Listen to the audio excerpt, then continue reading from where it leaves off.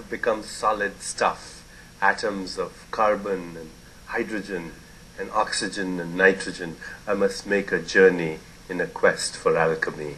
Beneath the surface of atoms and molecules, behind the appearance of change, I must quest beyond the boundless, beyond the boundaries of bone and muscle and tissues and cells. I must ride the crest of these clouds of energies, beyond the play of light and shadow. I must peel the layers of my soul, arriving at the timeless core, at the center of my being. Your senses tell you that you live in a world of opposites, where good and evil, light and dark, pleasure and pain alternate. But Merlin informs Arthur that the inner wizard does not heed the play of opposites. How can we know this wizard then?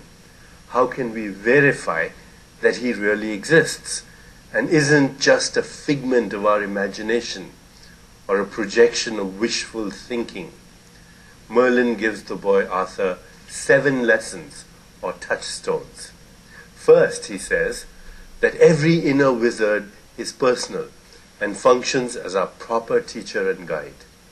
What this means is that the wizard is part of us even if we haven't learned to access it yet.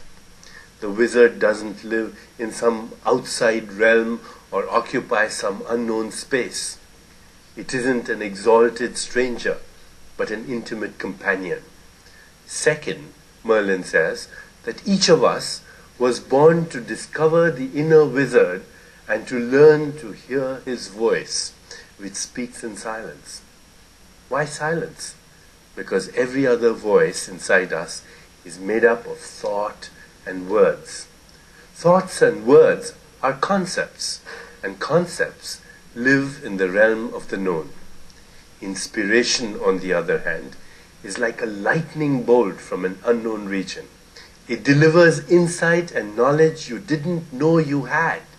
Yet paradoxically, as soon as the lightning bolt strikes, you feel as if it is something you've known forever. To discover this level of deepest intuition and wisdom is life's greatest quest. It can be postponed, you can turn your back on it, but ultimately the quest can't be denied. Third, Merlin informs Arthur that the inner wizard is beyond all opposites.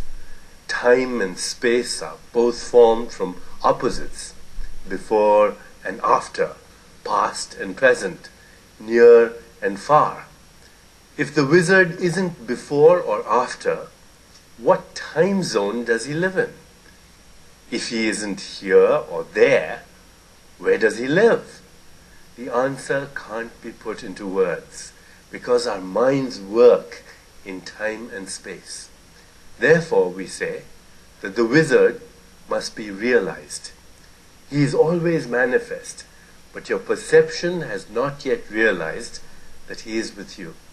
Fourth, Merlin declares that when you know your inner wizard, you will realize that the outer world doesn't have any independent existence separate from yourself. Outer events are actually mirrors of the moods and desires of the wizard. From the deepest level, you create this illusion of a world and at the same time inhabit your creation and believe in it. Fifth, although your mind and body may sleep, the wizard is ever awake. As creator of your own reality, this must be true, for the creation doesn't sleep just because your body needs rest. The divine spark, your spiritual essence, is always awake. Sixth, what the wizard sees has its roots in the unseen world. If the world is basically a mask for deeper events, these events can't be seen. They are accessed by insight, intuition, and the Spirit's pure knowingness. In other words, you hold the secret of creation within you. It is not to be found in the outside world or in verbal concepts. Seventh, and finally, Merlin declares that the inner wizard knows the secret of immortality. This is the most mysterious theme of Merlin's teaching, yet it merely states that our spiritual essence was never born. Therefore, it can never die. The secret to immortality is to realize that you're already immortal. To expand upon these lessons, Merlin tells Arthur several tales. We have only time for a few of them, but in each you will see that Merlin, like every inspired teacher, knows exactly how to bring a mystical truth into the world occupied by his pupil. Having said this much, Merlin subsided and closed his eyes for a moment. I don't know what to make of all this. It was only a moment ago that you told me of wizards, and now you say that I am one. The world will not see you as such, perhaps. They will see you in the person of a great... Well, I don't want to give the game away. Only heed my words.